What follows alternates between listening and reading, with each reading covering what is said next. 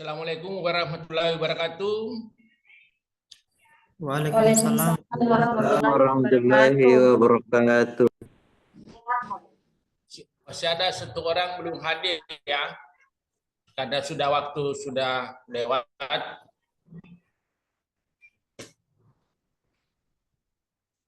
Sukipto dan Suci Aulia untuk penilaian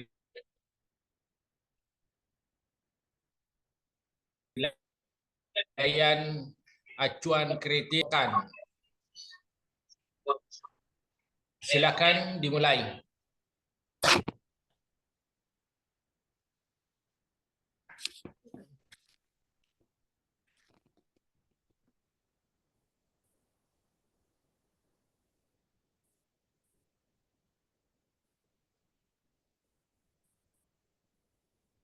Bismillahirrahmanirrahim.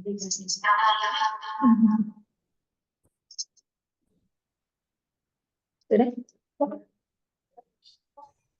Bismillahirrahmanirrahim. Assalamualaikum warahmatullahi wabarakatuh.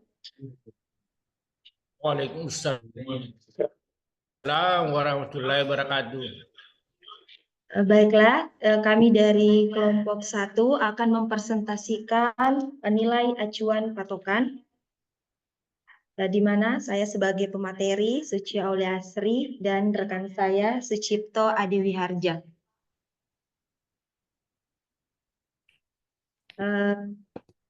Terima kasih atas kesempatan yang diberikan. Minggu lalu kita telah mempelajari tentang acuan norma, di mana nilai acuan norma itu membandingkan hasil individu dengan kelompok atau individu lainnya. Sekarang kita akan membahas tentang nilai acuan patokan, di mana nilai acuan patokan itu sendiri adalah sistem penilaian di mana hasil individu diukur berdasarkan standar atau kriteria yang telah ditentukan sebelumnya tanpa membandingkan individu dengan orang lain.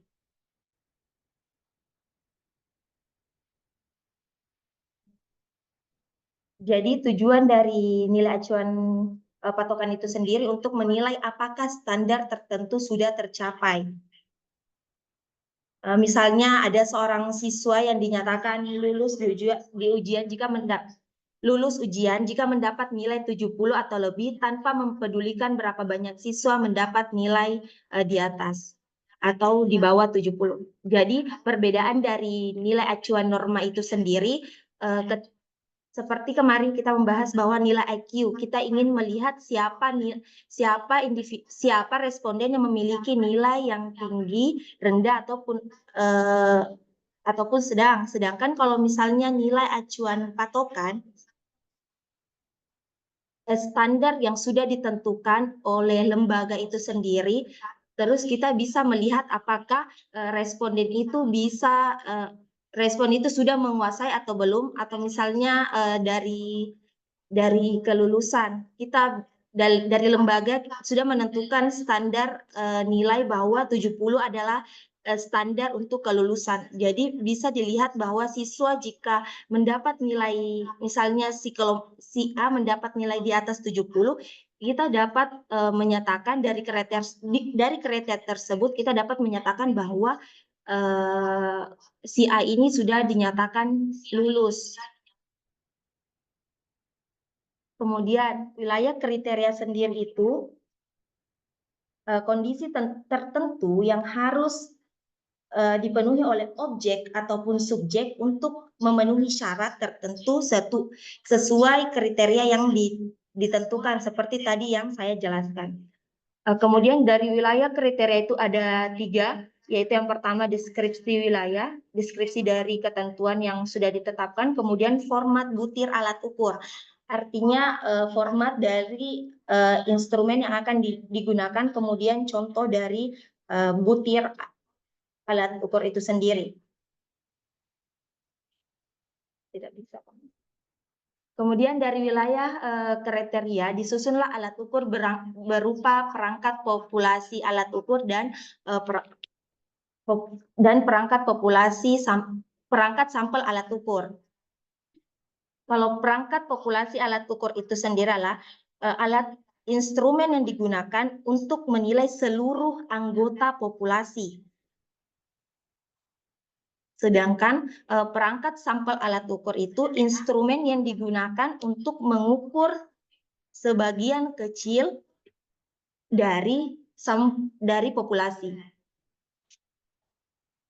Biasanya kita dapat menyusun perangkat populasi alat ukur sehingga yang biasanya kita tidak dapat menyusun perangkat populasi alat ukur sehingga yang tersedia adalah perangkat sampel alat ukur. Jadi artinya di sini bahwa ketika kita tidak bisa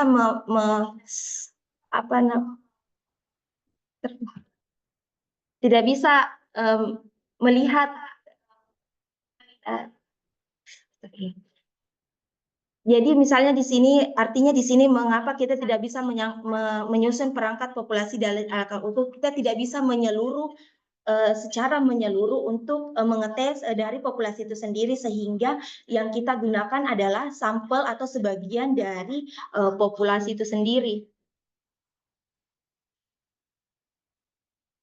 Adapun ada dua deskripsi wilayah kriteria, yaitu yang pertama spesifikasi format dan spesifikasi tujuan instruksional.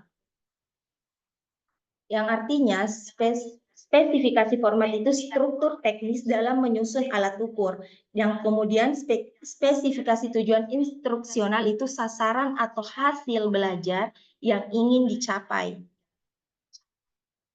Jadi spesifikasi format itu ada 3, spesifikasi, format umum, atau sampel dari butir. Kemudian dari spesifikasi tujuan instruksional itu ada 4, deskripsi umum, deskripsi atribut stimulus, deskripsi atribut responden, dan sampel butir. Selanjutnya standar penguasaan.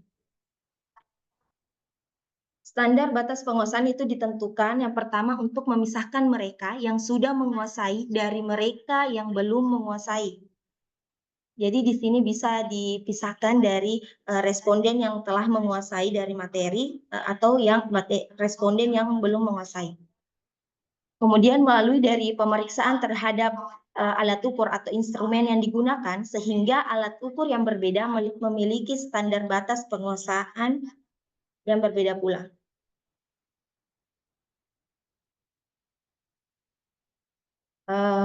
Adapun persiapan dari pengukuran itu yang pertama ketentuan pengukuran, perlu adanya deskripsi wilayah kriteria. Jadi adanya patokan atau standar dari yang telah ditetapkan. Kemudian adanya format butir alat ukur atau format dari instrumen itu sendiri. Kemudian contoh dari butir alat ukur. Dan adanya ketentuan tentang penyusunan standar batas dari penguasaan. Jadi penyusunan standar batas penguasaan itu nilai acuan atau batas yang digunakan untuk menentukan sejauh mana peserta tes telah menguasai materi atau kompetensi tertentu. Kemudian dari pembuatan alat ukur, berdasarkan ketentuan alat ukur yang dibuat dari perangkat alat ukur itu sendiri, kemudian biasanya yang disiapkan adalah perangkat sampel dari alat ukur. Jadi kemudian yang ketiga adanya pembuatan standar batas penguasaan. Jadi di sini kita telah menentukan kriteria atau standar yang telah ditentukan. Seperti yang dilihat dari bagan, dari wilayah kriteria, kemudian kita deskripsikan dari wilayah kriteria itu sendiri atau ketentuan atau patokan dari standar itu sendiri, kemudian kita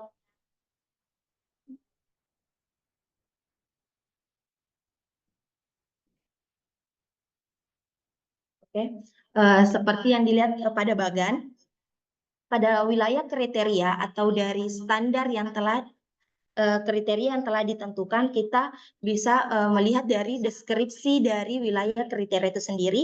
Kemudian dari deskripsi wilayah, kita dapat membuat format dari butir, alat ukur atau instrumen. Kemudian dari contoh butir alat ukur, kita dapat melihat peserta siswa yang telah menguasai ataupun belum menguasai dari materi yang telah ditetapkan. Kemudian responden diukur dengan alat ukur yang telah jelas wilayah kriterianya serta memiliki standar penguasaan. Artinya di sini responden yang ingin kita tes dengan instrumen, kita telah menentukan berapa standar atau ketentuan dari penguasaan untuk menilai dari penguasaan dari responden itu sendiri, apakah dia telah menguasai materi atau belum, dengan dilihat dari diukur dengan instrumen. Kemudian pengukuran menghasilkan skor atau dari pengukuran tersebut kita dapat melihat dari nilai dari skor responden tersebut, atau biasanya kita gunakan skor sampel. Kemudian prosedur penilaian, ada estimasi dan penilaian. Estimasi itu adalah perkiraan, menggunakan data sampel untuk membuat perkiraan prediksi tentang nilai populasi yang telah ditentukan. Yang pertama itu penilaian memerlukan skor populasi, tetapi yang ada adalah skor sampel. Seperti yang saya jelaskan tadi, bahwa skor dari populasi itu diambil dari estimasi dari skor sampel. Kemudian skor populasi diperoleh dari skor sampel melalui estimasi. Kedua, penilaian. Skor populasi diacu ke standar bahasa penguasaan. Jadi dari penilaian ini, skor dari populasi itu diacu dari kriteria yang telah ditentukan atau standar batas penguasaan. Dari acuan ini diperoleh nilai acuan kriteria sudah menguasai atau belum menguasai. Seperti kita lihat pada bagan, dari wilayah kriteria, dari wilayah yang telah kita tentukan standar atau patokannya, kita bisa membuat atau mendesain alat ukur atau sampel untuk yang diberikan kepada responden. Dari hasil dari alat ukur tersebut akan menciptakan skor atau penilaian dari skor sampel, yaitu skor dari estimasi, dari skor sampel estimasi dari ke skor populasi. Dari skor ini kita dapat melihat standar penguasaan dari setiap responden, apakah nilai mereka sudah masuk pada kriteria, sudah menguasai atau belum menguasai. Kemudian skor, ada beberapa skor, yaitu ada skor sampel, ada skor populasi estimasi, ada skor populasi langsung. Skor sampel yaitu skor yang diperoleh ketika responden diukur dengan perangkat sampel alat ukur. Kalau skor populasi melalui pengestimasian dari skor sampel. Dan kalau skor populasi diperoleh ketika responden langsung diukur dengan perangkat populasi alat ukur. Kemudian alat ukur spesifikasi format. Yang pertama itu ada penyusunan dari alat ukur itu sendiri. Ada spesifikasi dari wilayah kriteria, itu uraian yang artinya yang menunjukkan karakteristik yang harus dimiliki dalam suatu tes. Yang kemudian format umum, format dari butir soal itu sendiri, kemudian sampel contoh dari alat ukur itu sendiri, dan sampel lainnya. Untuk lebih jelasnya kita ke contoh. Misalnya di sini untuk melihat penguasaan huruf. Spesifikasinya itu atau struktur susunannya itu dapat melafalkan semua huruf abjad Latin. Format umumnya secara acak menarik kelima huruf dari abjad. Jadi kita bisa lihat dari sampel butirnya, dari beberapa huruf abjad Latin, kita dapat menarik 5 huruf dari abjad. Jadi A, P, C, M, Y. Jadi itu adalah sampel butir. Bisa pun dari sampel lainnya, contoh dari lainnya, misalnya A, B, C, D, sesuai dengan instruksi yang ada. Kemudian contoh alat ukur dari alat ukur spesifikasi format itu, beberapa contoh alat ukur disusun melalui keempat pokok penyusunan alat ukur. Yang kedua, di sini digunakan bahan ujinya kriteria dapat disusun secara ketat, dan sampel lainnya digunakan untuk latihan penyusunan butir alat ukur. Contoh kedua, menghitung perkalian bilangan. Dalam menghitung perkalian bilangan, adapun spesifikasi atau susunannya itu menghitung perkalian bilangan di antara 1 sampai 10. Di mana format umumnya itu A kali B, A dan B di antara 1 dan 10. Jadi A ini dan B ini nilainya ada di antara 1 dan 10. Seperti kita lihat dari sampel butirnya atau contoh soalnya, 7 kali 8. Kan data menyatakan bahwa A dan B 1 sampai 10. 7 kali 8. Jadi kita bisa mengambil perantara nilai A itu 7, nilai B itu adalah 8. Jadi 7 kali 8 sama dengan 56. Misalnya juga kita mengambil sampel lain, 3 kali 7.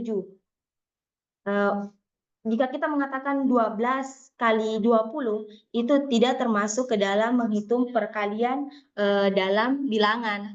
Karena yang format umumnya di sini A dan B di antara 1 dan 10, yang artinya hasilnya akan membentuk bilangan atau digit. Ya, A dan B itu adalah digit. Kemudian dari hasilnya itu bisa menciptakan suatu bilangan. Kemudian menghitung pengurangan bilangan. Adapun spesifikasi untuk menghitung pengurangan bilangan itu A besar, A kapital sama dengan 1A, di mana B kapital sama dengan B kecil. Di mana aturannya di sini A kecil dari B, dan H dan V ini adalah ketentuan dari apakah soal ini dia berbentuk horizontal atau vertikal, mendatar ataupun tegak lurus. Jadi A dan B adalah bilangan, A besar dan B besar adalah bilangan, A kecil dan B kecil adalah digit, H dan V adalah pemilihan bentuk, apakah dalam membentuk soal dia membentuk horizontal ataupun vertikal. Seperti kita lihat format umumnya, horizontal dan vertikal. Kemudian kita lihat sampel butirnya. Dari ketentuan tadi, dia menyatakan bahwa A besar itu ada yaitu 1 dan A kecil. A kecilnya itu kecil dari B. Nah, bisa kita lihat dari sampel butirnya. Di sini 1 itu adalah sudah ketentuan. Dan 5 ini kita anggap adalah nilai dari A kecil tadi atau digit itu sendiri, di mana dia kecil dari B, digit B. Jadi kita kalau dalam membuat sampel butirnya 15 dikurang 8, di mana nilai B8 ini lebih besar dibandingkan A atau digit A.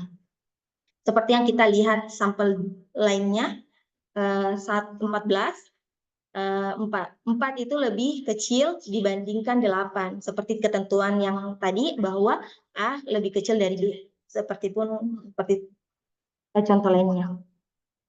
Kemudian contoh keempat, menghitung pengurangan bilangan, di mana spesifikasinya ini berbeda dengan spesifikasi yang sebelumnya, di mana bisa menggunakan A sama dengan A1, digit A1 dan digit A2, di mana B itu dengan B kecil atau digit besar, digitnya pada nilai B, yaitu di mana di sini aturannya B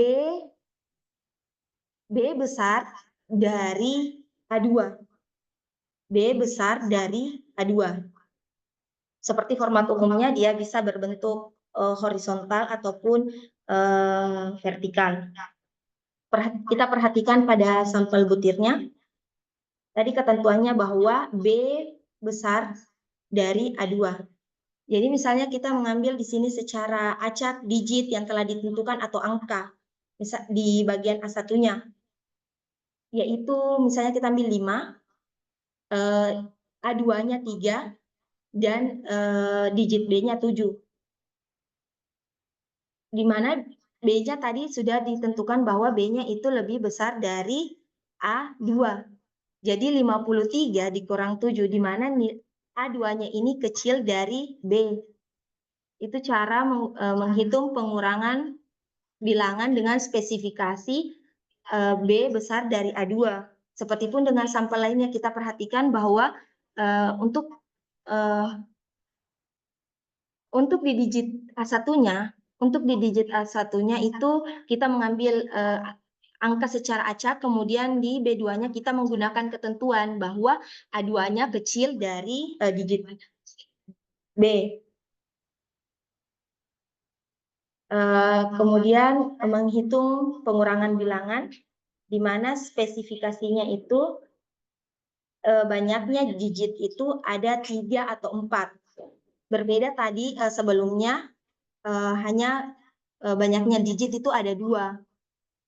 Jadi di sini ketentuannya itu A sama dengan A1, digit A1 dan digit A2, dan B besarnya itu digit B1 dan digit B2, di mana ketentuannya bahwa A1 besar dari B1, kemudian A3 kecil dari B3, dan A4 besar atau sama dengan B4, di mana A2-nya sama dengan 0.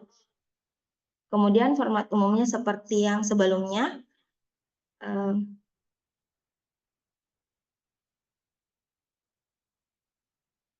Kita bisa lihat di sini sampel butirnya. Contoh soalnya, kita perhatikan di sini ada 3 banyaknya digit, yaitu ada 3. Yang ketentuannya tadi bahwa A1 besar dari B1. A1 besar dari B1, berarti otomatis di sini angka yang kita tetapkan itu harus lebih besar dari B1. Kemudian A2-nya telah ditentukan bahwa A2-nya itu harus 0. Dan B3-nya dan A3 dan B3-nya itu A3-nya kecil dari B. A3-nya kecil dari B. Jadi bisa kita membuat sebuah soal dari butir, dari ketentuan spesifikasinya itu misalnya 403 dikurang 138. Ini telah sesuai dengan ketentuan spesifikasinya. Seperti misalnya contoh lainnya 704, di mana A1-nya harus lebih besar dari B1, itu sudah sesuai. Kemudian di A2-nya dia harus 0 untuk A2-nya. Kemudian di B3-nya itu A kecil, digit A harus lebih kecil dibandingkan B atau B3. Seperti pun misalnya contoh lainnya kita mengambil 4 digit. Misalnya 621.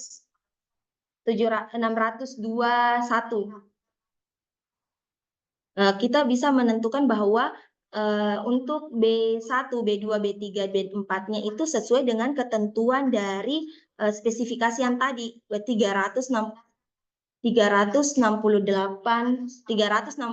3.680. Kemudian di contoh ke-6, mengisi rumpang pada pengukuran bilangan. Jadi adapun spesifikasinya, di mana nilai bilangan itu atau digitnya itu A1 dan A2. Bilangan B ini hasil dari digit harus lebih besar dari 0 dan kecil dari bilangan A. Seperti kita bisa lihat format umumnya menggunakan horizontal atau bentuk mendatar. Kemudian sampel dari butirnya 4 dikurang berapa yang menghasilkan 25. Wilayah yang kosong ini kita bisa tentukan kira-kira di bilangan berapa kita bisa sehingga nilai dari B ini itu 25. Otomatis seperti tadi spesifikasi yang ditentukan bahwa B ini besar dari 0. Dari B ini besar dan bisa kita gunakan 42 dikurang 25. 42 dikurang 25 itu 17. Ya, bisa dikatakan bahwa spesifikasi itu sudah benar bahwa bilangan B itu lebih besar dibandingkan wilayah yang kosong ini atau nilai 0 itu sendiri. Seperti sampel pada lainnya. Kemudian alat ukur spesifikasi tujuan instruksional. Ini adalah spesifikasi kedua, format spesifikasi kedua. Jadi contoh alat ukurnya itu disajikan disajikan bentuk pilihan ganda. Terdapat deskripsi tentang bentuk alat ukur pilihan ganda ini. Misalnya kita langsung ke contoh hitungan cerita. Yang pertama objektif, diberikan soal hitungan cerita yang mencangkup bilangan positif dan negatif, siswa akan memilih persamaan yang cocok dengan informasi di dalam soal, serta memilih hasil pemecahan soal itu sendiri. Yang kedua, yaitu deskripsi atribut stimulus. Yang pertama menggunakan format pilihan ganda dengan 4 pilihan. Kemudian dari soal cerita mengandung 3 atau sampai 5 bilangan yang perlu dijumlahkan. Yang ketiga harus ada bilangan positif dan harus ada bilangan negatif yang perlu dijumlahkan. Dari soal cerita itu tidak lebih panjang dari 3 kalimat. Yang kemudian deskripsi atribut responden. Yang pertama responsi akan mencangkup persamaan dan solusi numerik dari persamaan itu. Beberapa pilihan pengecoh akan dibentuk melalui tanda positif dan negatif yang salah. Jadi dari pilihan ganda itu sendiri nanti akan ada pilihan pengecoh melalui tanda positif dan negatif. Kemudian yang ketiga, beberapa pilihan jawaban salah atau pengecoh akan dibentuk melalui penjumlahan yang salah dari bilangan pertanda. Misalnya dari contoh soal. Budi membawa bola 4 kali, ia maju 7 meter, mundur 2 meter, maju 6 meter, dan mundur 1 meter. Berapa meter capaian Budi? Dari pilihan ganda kita bisa lihat, di sini dari soal ceritanya, Budi membawa bola 4 kali. Jadi persamaannya sebentar ada digit 4, kemudian ia maju 7 meter. Dia maju 7 meter, kemudian dia mundur lagi 2 meter, kemudian maju lagi 6 meter dan mundur lagi 1 meter. Dari pilihan ganda ini kita dapat menentukan persamaan yang cocok dari soal tersebut. Dari awalnya dia 7 meter, dia maju 7 meter, berarti kita bisa menggunakan simbol negatif atau positif. Kita misalnya mundur 2 langkah, berarti kita kurangkan dengan 2. Kemudian dia maju lagi dia maju lagi 6 meter, berarti kita jumlahkan lagi 6, kemudian dikurangkan dengan 1, karena dia mundur 1 meter. Nah, di sini dari ketentuan tadi akan ada pengeco dari jumlah keseluruhan yang seharusnya didapat itu adalah 10 meter.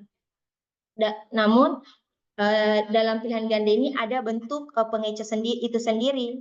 Responden bisa memilih apakah dari persamaan tersebut, misalnya dia mundur, dia menjumlahkan atau dia kurangkan. Di situ adalah sebenarnya pengeco dari jawaban itu sendiri. Jadi pengeconya pada simbol. Itu tadi pemaparan yang saya sampaikan. Selanjutnya akan dipaparkan oleh teman saya. Ya.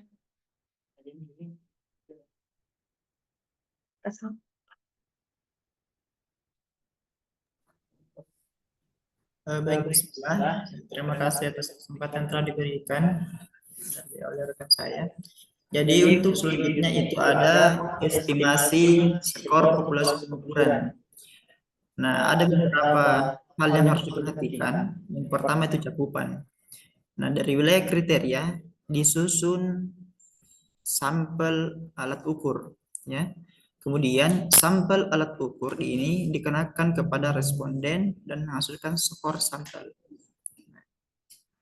Kemudian yang ketiga, dari skor sampel ditentukan skor populasi melalui estimasi. Jadi, yang pertama itu kita melakukan menyusun sampel alat ukur. Nah, kemudian kita mengukur sampel, kemudian kita mendapatkan sebuah skor daripada responden. Kemudian yang ketiga, dari skor sampel ditentukan skor populasi melalui estimasi. Artinya kita melihat bagaimana estimasi itu dapat dari sampel berdasarkan populasi.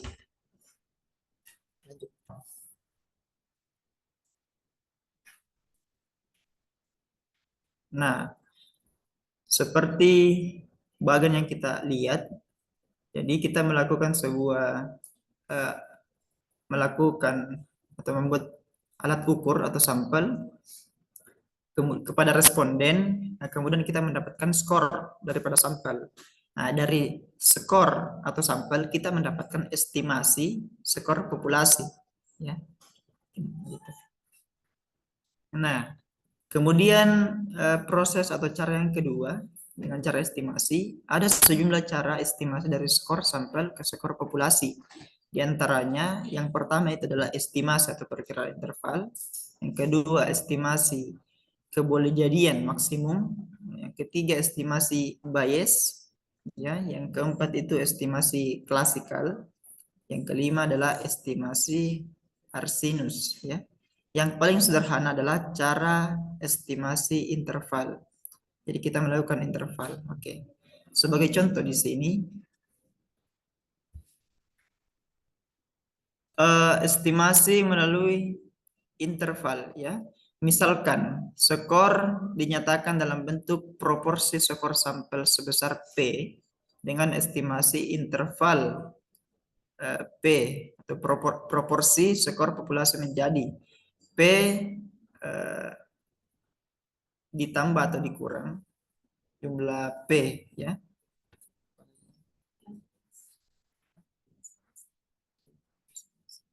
Jadi kekeliruan baku KB digunakan sebagai interval estimasi. Jadi interval P sama dengan, ya, kekeliruan baku.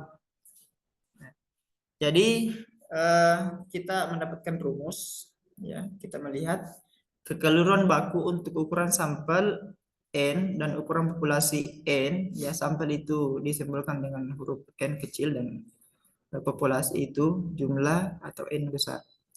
Jadi kekeliruan baku sama dengan akar, ya, PQ per N dikali dengan N besar atau jumlah populasi dikurang dengan sampel, kemudian dibagi dengan populasi dikurang 1. Jadi untuk N sampel dikurang populasi itu harus lebih kecil daripada 0,05, ya. Untuk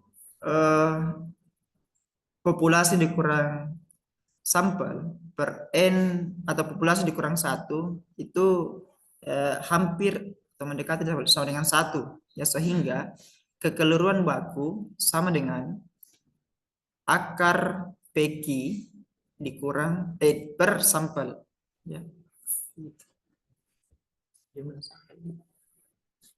Nah, contoh 8. Pada wilayah kriteria ya N sama dengan populasi. Jadi ada sebagian atau sampel di mana butir berjumlah 20 ya, dengan jawaban benar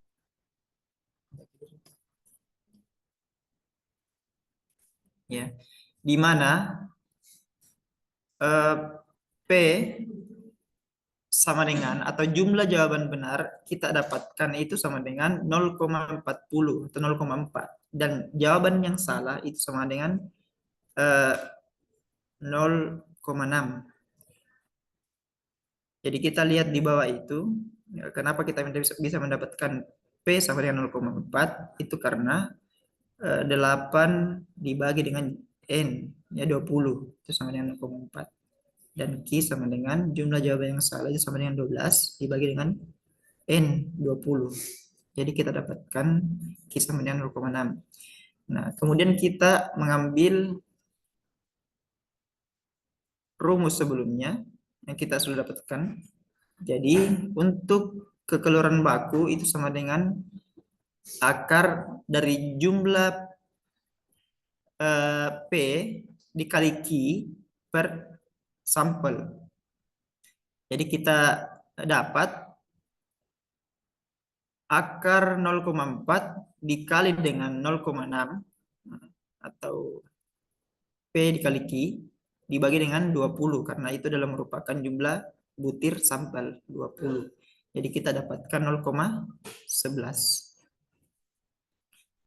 Nah, skor populasi melalui estimasi. Jadi kita mengukur populasi ini melalui dengan sampel. Estimasi melalui estimasi daripada sampel itu sendiri. Jadi P kurang atau ditambah plus minus. Apa lagi tadi? Ya, interval P sama dengan 0,4 ya.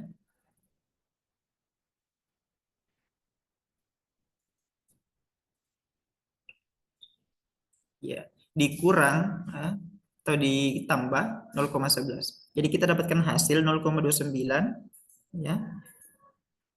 Ketika kita mengurangi 0,40 dikurang 0,11 itu kita dapat hasil 9. Kemudian kita 11 sama dengan 0,51. Nah, jadi 0,29 lebih kecil atau sama dengan P, nah, di mana P lebih kecil atau sama dengan 0,51. Jadi P ini merupakan di antara daripada 0,9 dan 0,51.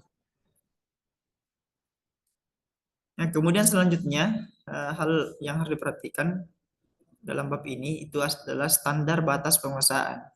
Jadi penentuan standar batas penguasaan ada beberapa metode profesional. Yang kedua adalah metode Nedelski, yang ketiga metode Anghoff, yang keempat metode kelompok kontras.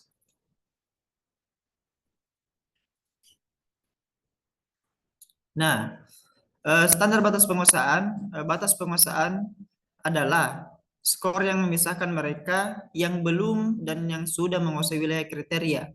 Nah, ada beberapa metode penentuan standar batas, diantaranya adalah metode penilaian secara proporsional, Nedelski, Anghoff, kelompok kontras. Jadi ada yang menggunakan panel penilai serta ada yang menggunakan responden yang telah diketahui penguasaannya.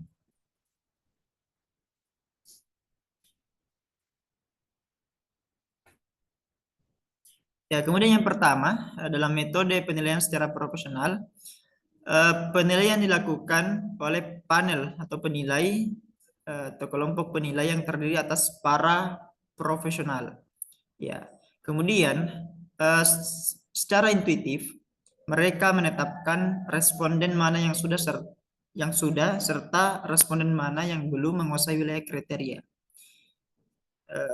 Metode ini sangat subjektif sehingga biasanya para penilai di dalam panel adalah orang-orang yang sangat berpengalaman di bidangnya.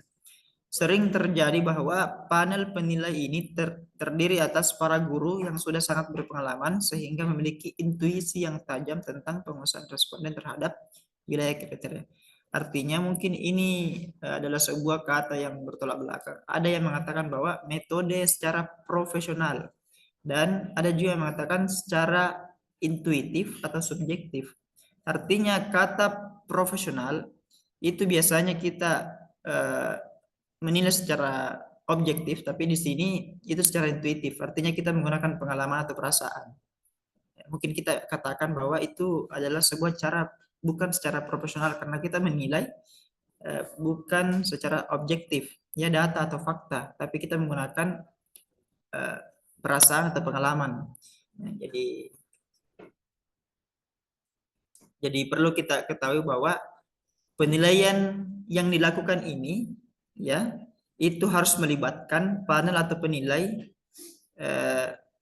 atau orang-orang yang berpengalaman sehingga memiliki intuisi, pengalaman yang tajam tentang penguasaan responden. Artinya yang harus menilai itu adalah betul orang-orang yang profesional supaya dia bisa menilai secara profesional juga. Kemudian metode Nadolsky, penentuan standar batas minimum penguasaan wilayah kriteria, ya, pada ujian pilihan ganda. Yang pertama itu mengumpulkan beberapa pakar di bidang materi ujian ke dalam suatu panel, ya, mengumpulkan beberapa pakar, ya, ahli di suatu bidang atau di bidang materi ujian ke dalam suatu panel. Kemudian setiap pakar memeriksa pilihan pada butir ujian serta menghilangkan pilihan jawaban yang menurut pikirannya dapat dijawab dengan betul oleh responden dengan penguasaan minimum, ya, atau batas penguasaan dari responden. Nah, kemudian dengan demikian dari pakar itu diperoleh skor harapan, yakni probabilitas peluang menjawab betul pada ujian itu untuk responden dengan penguasaan minimum, ya. Kemudian rata skor harapan dari semua pakar dalam panel dijadikan standar batas minimum penguasaan wilayah kriteria, ya. Jadi rata skor harapan. Misalnya pada penghilangan pilihan jawaban yang dianggap sudah dikuasai oleh mereka yang memiliki penguasaan minimum, ya, seperti, ya, ibu kota negara Mongolia adalah Ulaanbaatar.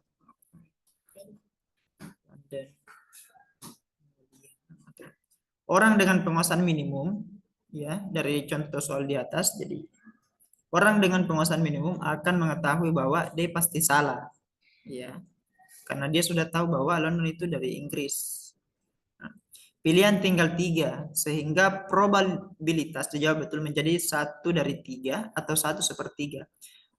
Artinya, ya, jadi peluang ketika kita membuat soal dan ketika kita melakukan sebuah metode Nadolsky, jadi kita melihat peluang yang dijawab responden itu bagaimana. Jadi kita menghilangkan 1 pilihan jawaban, ya, yang dianggap itu sudah diketahui. Ini dihilangkan karena sudah diketahui kalau misalkan London itu dari Inggris. Jadi begitu. Nah, kemudian contoh 9. Misalkan suatu ujian terdiri atas 8 butir, ya, dan setiap butir terdiri atas 4 pilihan. Kenapa terputus-putus? Kenapa terputus-putus suara Sucipto? Kurang tahu, Prof. Oh. Oh ya, silakan. Apakah sudah jelas?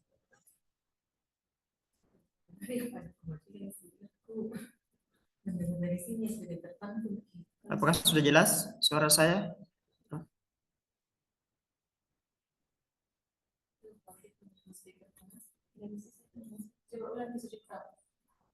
Tes.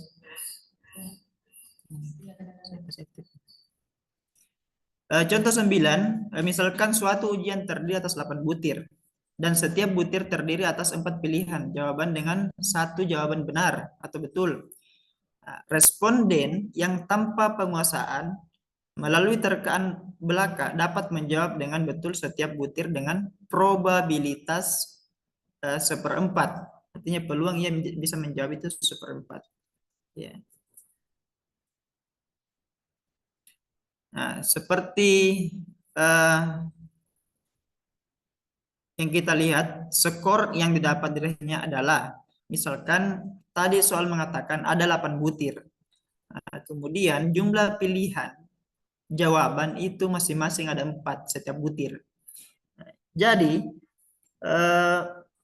peluang yang terjadi masing-masing dari setiap butir itu adalah 1/4. Ya, jadi tidak ada jawaban yang dihilangkan di sini karena mereka mungkin dari responden ini tidak menghilangkan sebuah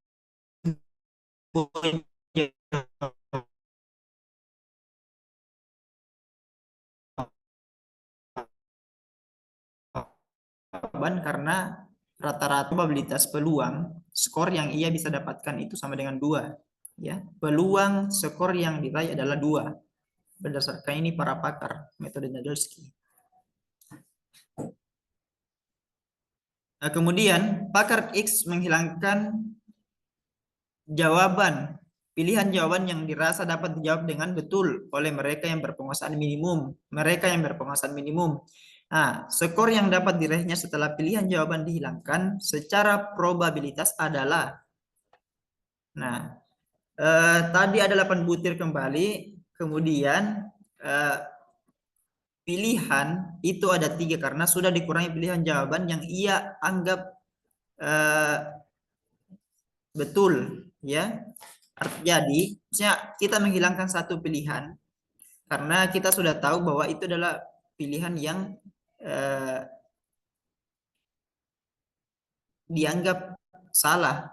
Artinya kayak seperti yang tadi, kalau misalkan misalkan Mongolia, ibu kota Mongolia adalah, ya kita ketahui kalau London itu ibu kota dari Inggris. Jadi kita menghilangkan pilihan jawaban. Jadi seperti dengan ini.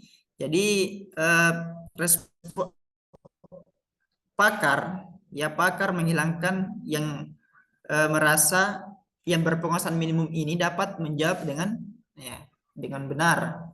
Jadi kita melihat di sini itu butir 1 ada 3 pilihan yang memungkinkan orang responden yang berpenguasaan minimum itu tidak mampu untuk menjawab. Jadi peluang dia menjawab benar itu 1/3.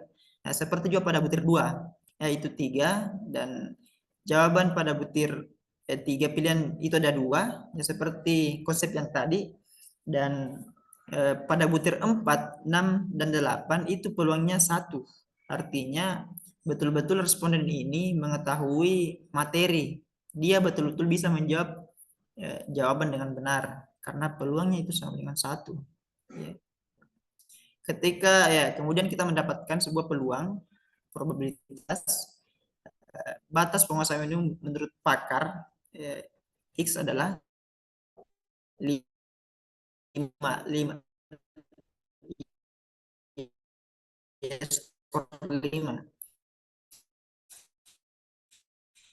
Jadi kemungkinan respon itu oleh pakar X1, X2 dan X3, maka pilihan jawaban di beberapa pakar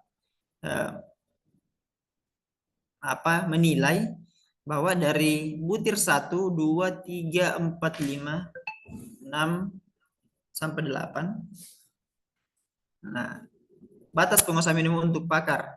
Jadi X1,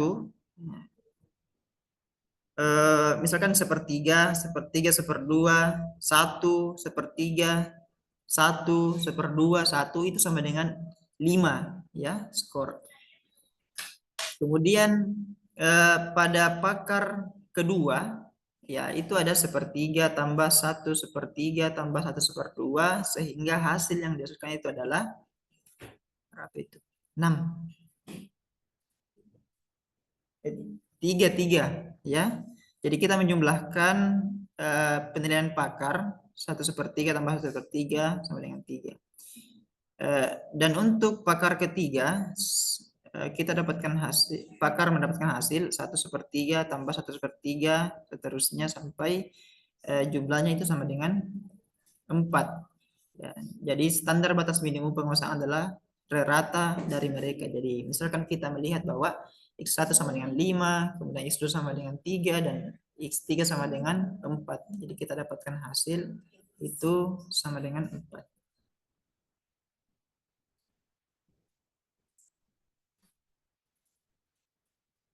Nah, kemudian metode Anghoff, langkah yang ditempuh yaitu A.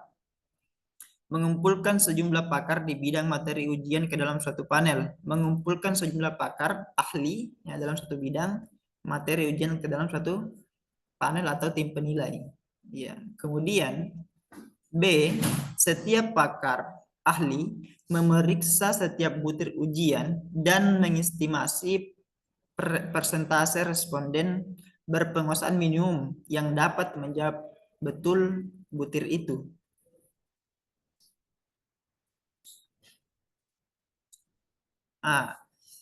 Untuk pakar itu, untuk ahli, pada semua butir ditemukan persentase responden yang berpenguasaan minimum.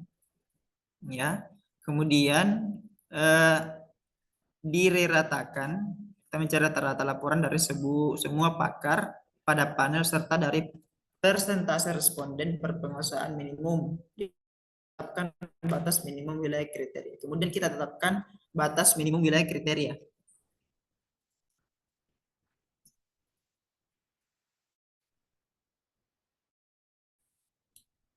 Nah, contoh, pakar menilai butir dan menaksir persen peserta atau responden dengan kemampuan minimum menguasai.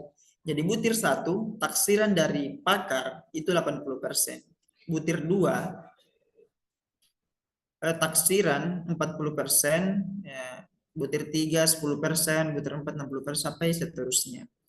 Kemudian kita mendapatkan rata hasil menurut pakar, ya, jadi batas penguasaan adalah 64% dari 10 butir. Ya, kemudian kita melakukan lagi pencarian dari pakar lain untuk diratakan. Jadi ini baru satu pakar. Nah, kemudian metode kelompok kontrak dari Nadolsky. Yang pertama, kita mengumpulkan sejumlah pakar berkualifikasi yang sudah mengenal jenis siswa yang akan diuji, ya. Mengumpulkan sejumlah pakar ahli yang berkualifikasi yang sudah mengenal jenis siswa yang akan diuji. Jadi para pakar selanjutnya, para pakar mengidentifikasi 2 kelompok siswa, yakni mereka yang jelas telah menguasai wilayah kriteria, ya, dan mereka yang jelas tidak menguasai.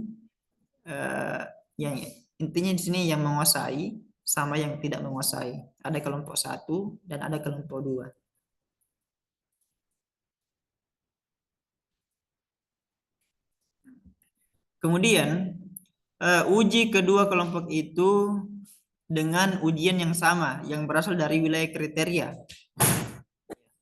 Kemudian lukiskan distribusi frekuensi skor ujian mereka pada grafik yang sama.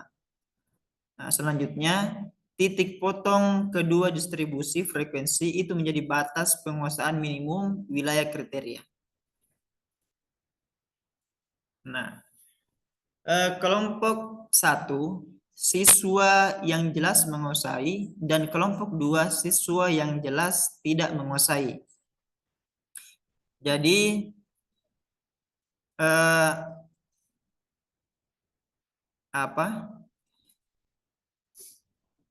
dari butir 5 ya, 6, 7, 8, 9 ya, kita melihat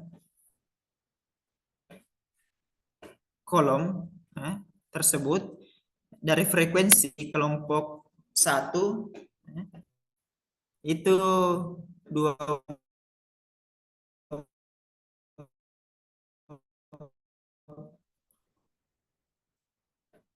itu. Jadi frekuensi ada 2 yang mendapatkan ini kalau tidak salah butir sama dengan skor ya, ini butir sama dengan skor. Jadi frekuensi kelompok 1 itu ada 2 yang mendapatkan skor 25 ya, kemudian ada 3 yang mendapatkan skor 24, ada 6 yang mendapatkan skor 23 dan seterusnya. Nah, kemudian untuk kelompok 2 ada 1 orang yang mendapatkan nilai atau skor 15. Dari kelompok 2 ada 2 yang mendapatkan skor 14. Jadi untuk kelompok 2 dan seterusnya. Ya, ada misalkan 5 mendapatkan skor 11, 8 mendapatkan skor 10. Nah, sehingga kelompok 1 itu berjumlah 80 orang dan kelompok 2 ada 50 orang. Kemudian kita melihat grafiknya. Ya. Nah, tadi sudah jelaskan bahwa ketika melihat grafik standar ya, ini tadi saya bilang bahwa tadi itu bukan kembali. Ya, butir ini bukan butir soal, melainkan itu adalah skor. Ya, seperti yang kita lihat pada slide berikutnya secara grafik, itu ada frekuensi dan skor. Jadi, skor 5 sampai dengan skor 25. Nah, kemudian kita mendapatkan titik daripada grafik tersebut atau ya, jadi standarnya sama dengan 13.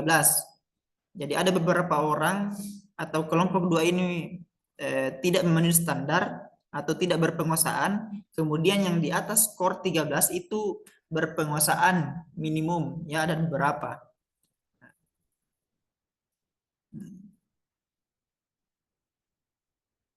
Jadi sekian dari kami, terima kasih kepada moderator. Baiklah.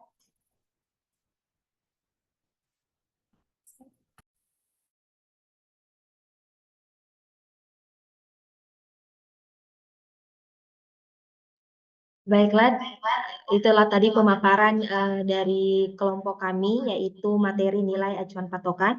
Untuk sesi selanjutnya, saya persilahkan kepada teman-teman jika ada tanggapan ataupun pertanyaan. Saya persilahkan.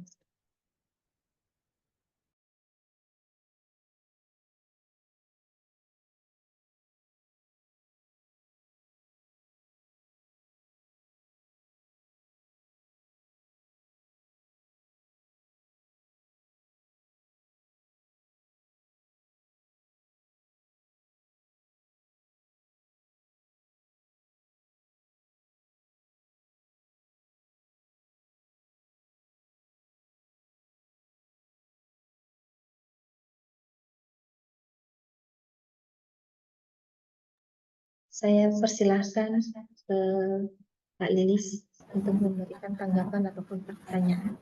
Ya.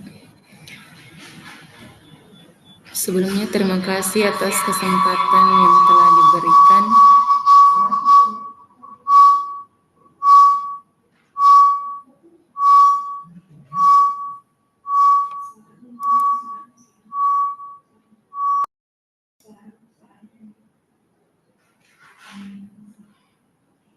Ya, luar biasa dari Suci dan Sucipto telah memaparkan terkait dengan nilai acuan patokan.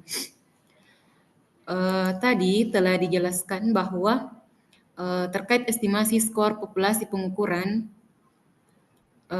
salah satu komponennya itu cakupan. Di situ ada skor sampel yang ditentukan skor populasi melalui estimasi. Nah, yang ingin saya tanyakan terkait ini, bagaimana penentuan skor sampel itu sehingga bisa mewakili skor populasi tersebut. Ya, mungkin itu dari saya. Terima kasih. Assalamualaikum warahmatullahi wabarakatuh.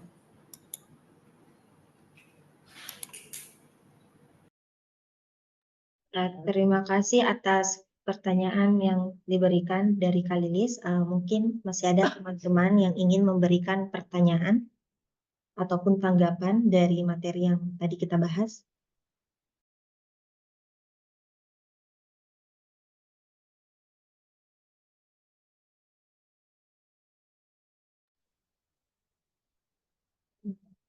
Baiklah, mungkin saya akan menjawab pertanyaan terlebih dahulu dari Kak Lilis yang tadi menyatakan skor populasi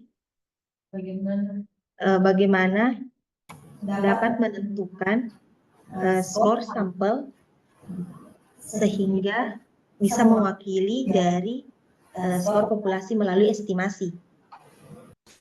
Jadi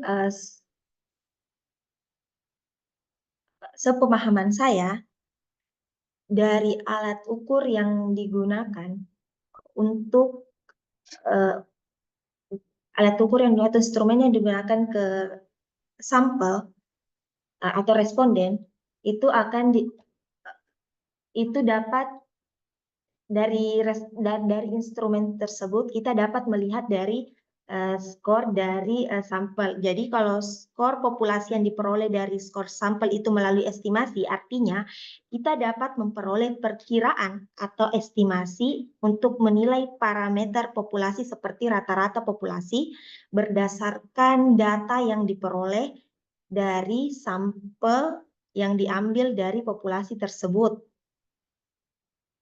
Sehingga misalnya saya contohkan misalnya kita ingin melihat tadi nilai acuan patokan diartikan bahwa nilai acuan patokan itu adalah suatu wilayah kriteria yang sudah ditentukan standar atau nilai patokannya, misalnya kelulusan keseluruhan siswa SMA di Sulawesi Selatan. Kita tidak bisa mungkin mengukur keseluruhan dari nilai dari ujian dari peserta ujian itu untuk melihat kelulusannya untuk keseluruhan populasi, melainkan mungkin kita bisa melihat dari mengambil sampel, misalnya di Sulawesi Selatan kita mengambil SMA berapa, misalnya SMA 15 kah, dari SMA 15 kah, untuk melihat untuk mengambil sampel dan untuk melihat skor dari sampel tersebut. Kita tidak bisa melihat dari keseluruhan populasi, tapi kita mengambil dari sebagian dari populasi itu sendiri yang disebut dengan sampel. Jadi skor dari sampel tersebut kita bisa melihat perkiraan atau nilai dari keseluruhan populasi tersebut dengan pengestimasian. Mungkin itu yang bisa saya jawab. Jika ada tanggapan atau tambahan, saya persilakan. Rekan saya ingin menambahkan. Saya pun persilakan Sucipto untuk menambahkan pertanyaan dari Kak Lilis. Baik, terima kasih moderator. Pertanyaan sangat baik. Jadi bagaimana cara kita menentukan estimasi dari populasi melalui daripada sampel, skor sampel. Jadi yang pertama itu secara umum untuk menentukan sebuah estimasi populasi dari sampel itu karena adanya konsep statistik ya, inferensial. Jadi kita menggunakan metode untuk mengukur sesuatu melalui matematis ya secara inferensial. Ya, yang pertama yang harus dilakukan itu karena tadi kita sudah menjelaskan bahwa kita karena populasi terlalu besar untuk kita melakukan pengambilan data, ya makanya kita lakukan sebuah representasi sampel yang baik, yaitu secara acak. Jadi kita melakukan sebuah kan cara adil dari populasi. Nah, kemudian dari populasi kita mendapatkan sebuah sampel untuk pengambilan data, ya, pengambilan data. Nah, secara statistik atau metode ini itu dibenarkan. Artinya kalau misalkan dari sekian banyak populasi, ya, kita menentukan sebuah sampel, ya, jadi itu dibenarkan dalam ilmu statistik, ya, yang pertama. Kemudian kita melakukan adanya prinsip probabilitas peluang. Ya, artinya setelah kita menentukan sebuah skor daripada sampel yang diambil daripada populasi, ya, jadi kita itu bisa memperkirakan skor populasi dengan cara mengambil data dari sampel dengan cara pengambilan acak sebelumnya. Jadi mungkin seperti itu gambaran umum daripada estimasi untuk mendapatkan skor daripada populasi melalui daripada pengambilan data sampel. Itulah tadi jawaban yang disampaikan oleh rekan saya. Apakah ada tanggapan dari Kak Lilis? Ya, terima kasih atas jawabannya. Mungkin sedikit tanggapan ya terkait dengan penentuan sampel dari populasi tersebut. Jadi seperti yang dicontohkan tadi dalam sebuah dalam satu wilayah misalnya Sulawesi Selatan ya khususnya untuk jenjang SMA penentuan sampelnya itu misalnya apakah ada standar minimal misalnya dua jumlah SMA yang mewakili populasi tersebut atau berapa, mungkin itu yang saya tanyakan, atau hanya satu saja atau boleh lebih dari satu dari sejumlah sekolah yang ada.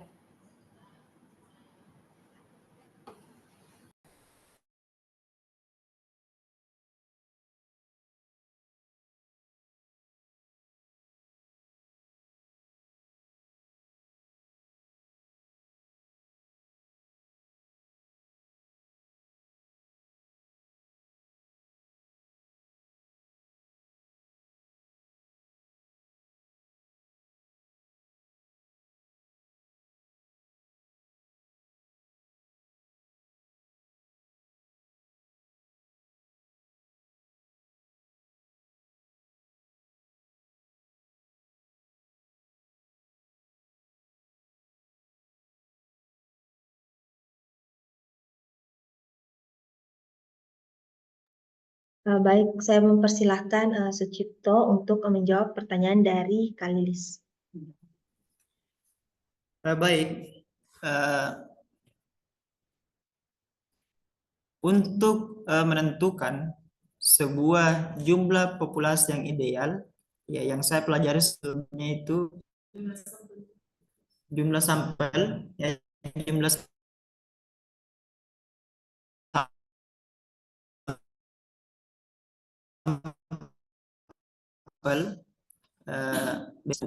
kita dapat mengambil kesimpulan bahwa pengambilan responden atau sampel itu sebaiknya lebih baik, ya, secara umum lebih banyak lebih baik. Bahkan kita biasa melihat iklan-iklan yang hanya menggunakan sampel, misalkan iklan sampo, ya, iklan sampo hanya mengambil 10 orang, ya, jadi dia mengatakan bahwa 9 dari 10 orang mengatakan bahwa sampo ini baik. Nah, karena melalui perhitungan statistik itu dibenarkan, ya, statistik itu dibenarkan melalui daripada pengambilan kita penentuan populasi sebelumnya, kemudian kita melakukan pengambilan sampel sebanyak 10 orang, ya, berdasarkan sampel. Tapi dari sini kita mengambil secara umum bahwa pengambilan sampel itu bagusnya lebih baik, ya, lebih banyak lebih baik sebenarnya kita mampu untuk melakukan pengambilan data responden. Ya, jadi kalau menurut saya tidak ada aturan secara ini, ya, bahwa bagaimana itu ideal, tapi kita mengambil kesimpulan bahwa lebih baik.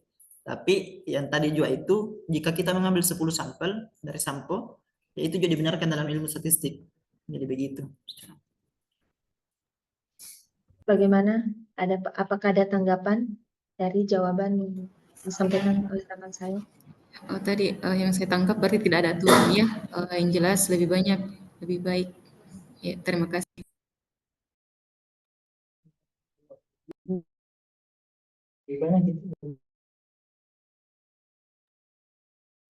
Terima kasih atas pertanyaan yang diberikan Kak Lili. Selanjutnya mungkin ada teman-teman yang ingin bertanya atau memberikan tanggapan atau sanggahan dari materi yang tadi kami jelaskan.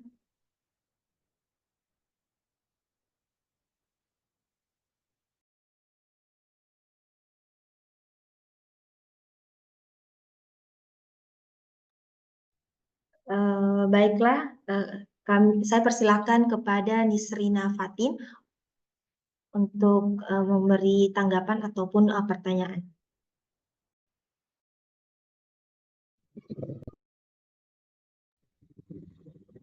Baik, terima kasih atas kesempatan yang diberikan. Saya ingin bertanya, tadi Anda dan rekan Anda menjelaskan bahwa ada 5 cara untuk menghitung estimasi. Nah, di antara kelima cara tersebut, manakah kiranya cara yang paling akurat sejauh ini? Apakah cara estimasi yang termudah yakni interval yang terakurat atau ada cara estimasi yang lain? Mungkin itu. Terima kasih.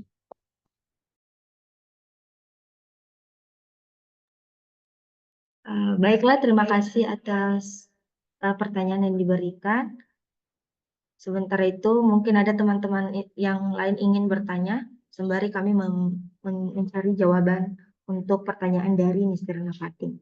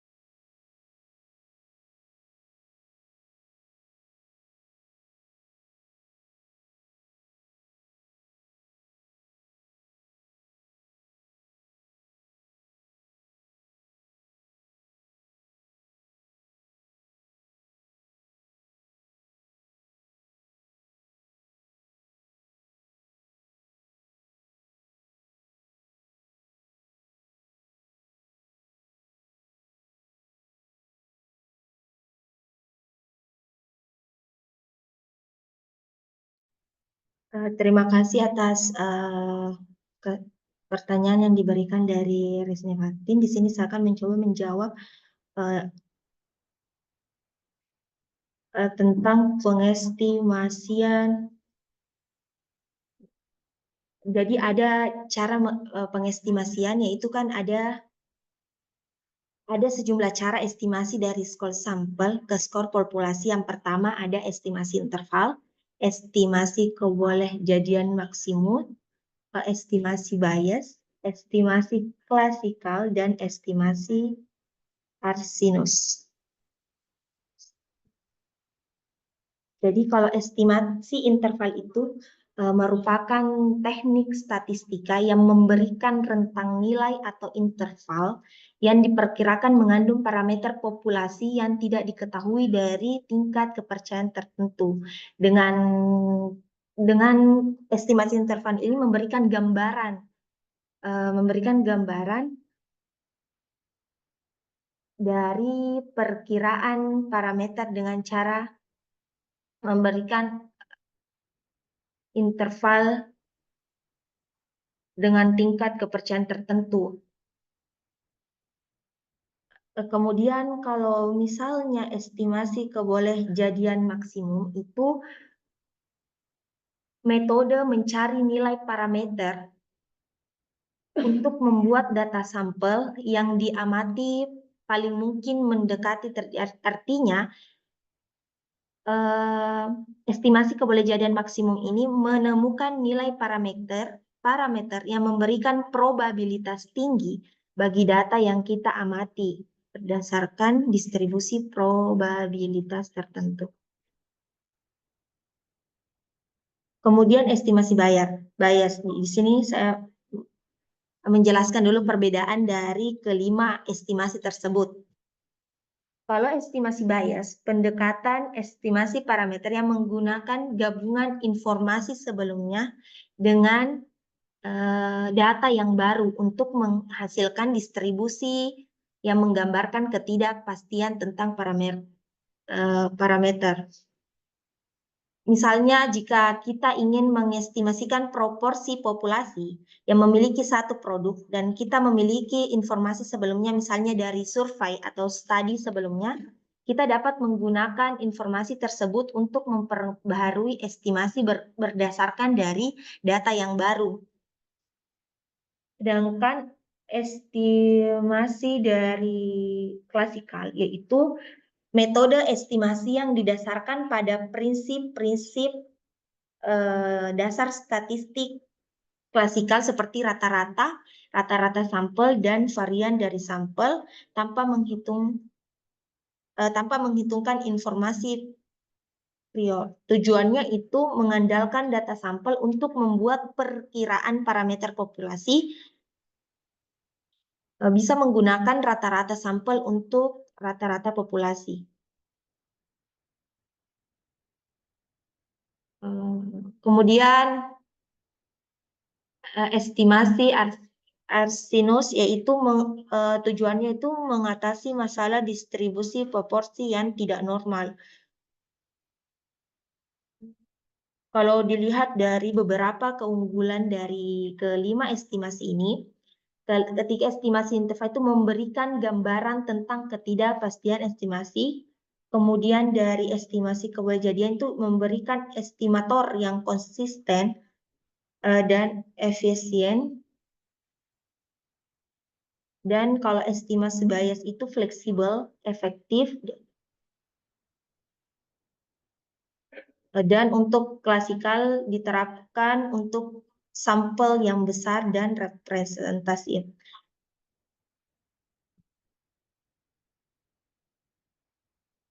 Jadi untuk tadi yang dikatakan bahwa di sini pada nilai acuan patokan dikatakan bahwa yang paling sederhana untuk mengetahui estimasi dari skor sampel ke populasi yaitu cara estimasi interval, yang artinya yang artinya memberikan rentang nilai dari parameter populasi yang tidak diketahui. Seperti tadi kita mengambil beberapa populasi, kita tidak tahu berapa keseluruhan misalnya jumlah dari sekolah, misalnya tadi sekolah SMA di Sulawesi Selatan. Kita menggunakan estimasi interval untuk melihat rentang nilai dari populasi tersebut.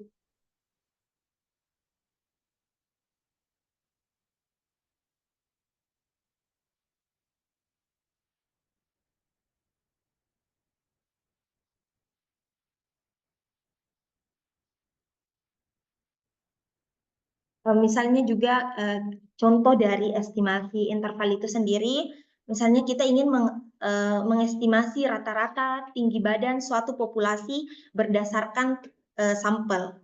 Estimasi interval memungkinkan interval 160 cm sampai 170 cm dengan tingkat kepercayaan 90%. Artinya kita yakini bahwa tinggi badan dari populasi terletak dari antara 160 dan 170 cm dalam 95% kasus. Seperti tadi yang dijelaskan pada beberapa contoh soal, ketentuan dari interval dari suatu pengestimasian itu ditentukan oleh pakar untuk menilai dari populasi itu sendiri melalui estimasi dari skor sampel. Mungkin itu jawaban yang bisa saya sampaikan. Mungkin ada tanggapan atau kritikan dari Saudara Nisrina Fatin ataupun teman-teman.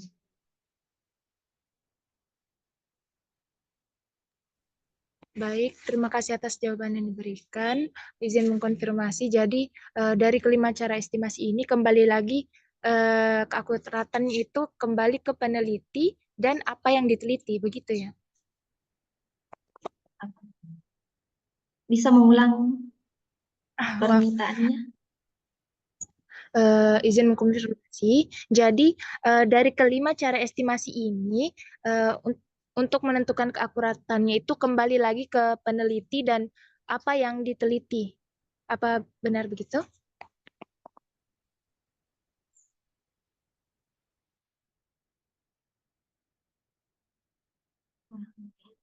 Itu pemahaman dari saya pribadi. Mungkin teman-teman ada yang ingin menambahkan ataupun ada tanggapan yang lain untuk menanggapi dari pertanyaan dari Nisrina Fatin.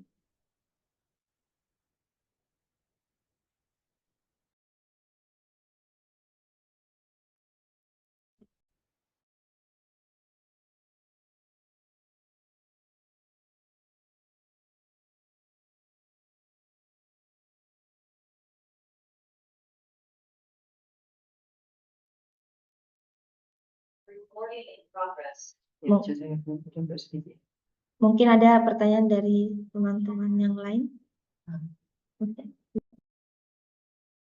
Oh, kita mau jawab ya?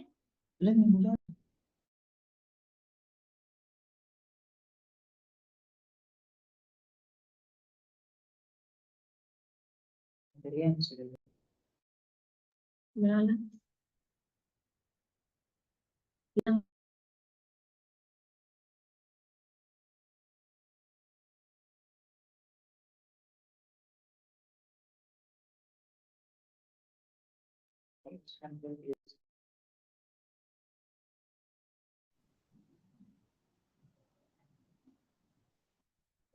bagaimana kepada teman-teman yang lain? Apakah ada yang ingin bertanya?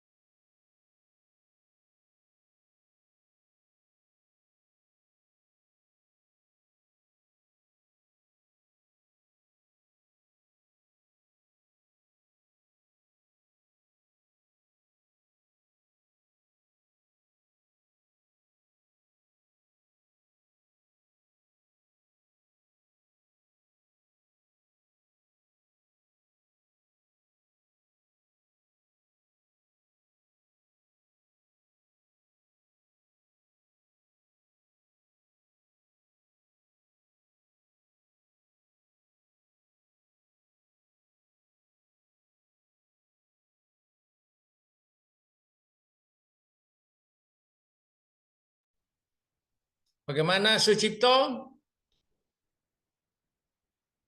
Sucipto? Iya, Prof. Tadi yang ada yang bertanya hanya 2 orang ya, Nisrina dan Lilis.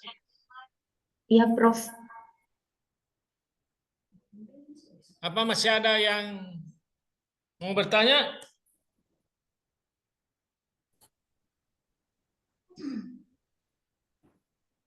Tidak ada. Jadi intinya penilaian acuan patokan atau penilaian acuan kriteria, misalnya ada peserta didik, kita ingin kemampuannya sejauh mana.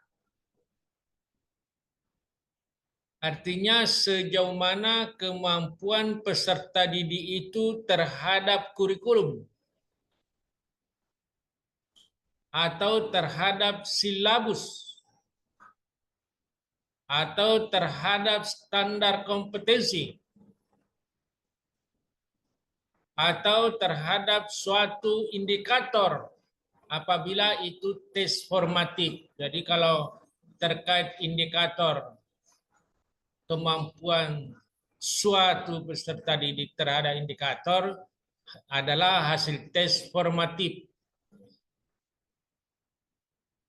Tapi kalau hasil tes sumatif atau kenaikan sekolah atau kenaikan kelas atau ujian nasional jika ada,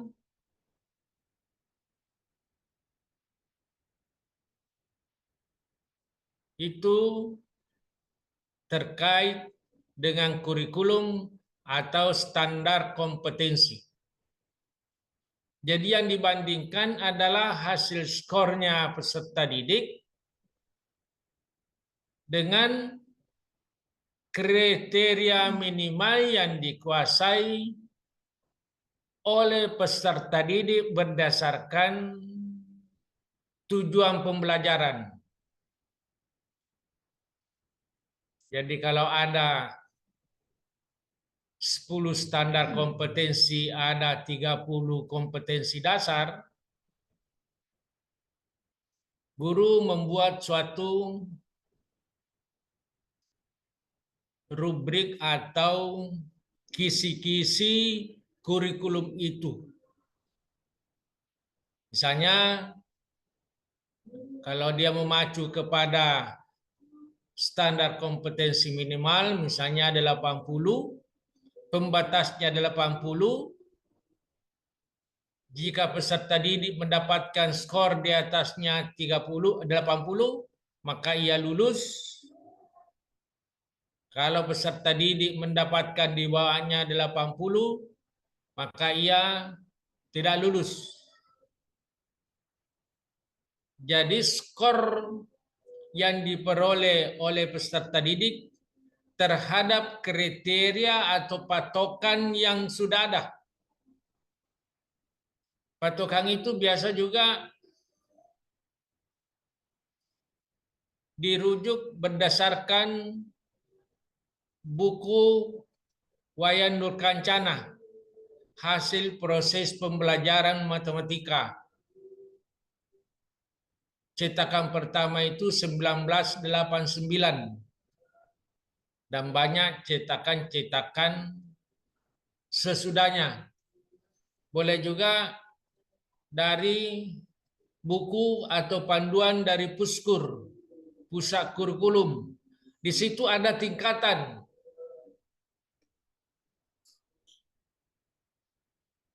Ada 5 tingkatan. Kalau kita ingin mengetahui kompetensi seseorang atau dari suatu peserta didik, apakah sangat tinggi, rata-rata, di bawah rata-rata, sangat kurang. kalau mengambil pembatas KKM hanya 2 kategori, di atas KKM dan di bawah KKM. Jadi intinya untuk penilaian acuan patokan kemampuan peserta didik terhadap materi. Yang minggu lalu penilaian acuan norma kemampuan peserta didik terhadap kelompok teman lainnya. Itu yang membedakan. Yang itu yang harus perlu kita ketahui, minimal itu pembeda acuan norma dan acuan patokan. Jaringan ini tadi kenapa bisa yang bertanya itu, yang kedua itu pertanyaannya tidak terbaca, langsung terima kasih, hilang. Sucipto juga menjelaskan kadang hilang satu kata atau beberapa kata hilang. Entah yang lain mendengarkan lengkap atau di sini yang saja yang saya dengar terpotong-potong. Sekira kalau sudah tidak ada bertanya, kita akhiri dengan mengucapkan hamdalah. Alhamdulillahirrabbilalamin. Assalamualaikum warahmatullahi wabarakatuh. Waalaikumsalam warahmatullahi wabarakatuh. Sucipto, Terima kasih, ada Prof. satu Terima kasih banyak, yang Prof. tadi. Nanti di Japri siapa itu yang agama tidak muncul. Sekarang ini lengkap. Detik ini. Sekira demikian. Sudah mau masuk salat zuhur. Kita akhiri dengan masing-masing membaca hamdalah. Alhamdulillahirrahmanirrahim. Terima kasih, Prof. Terima kasih, Prof.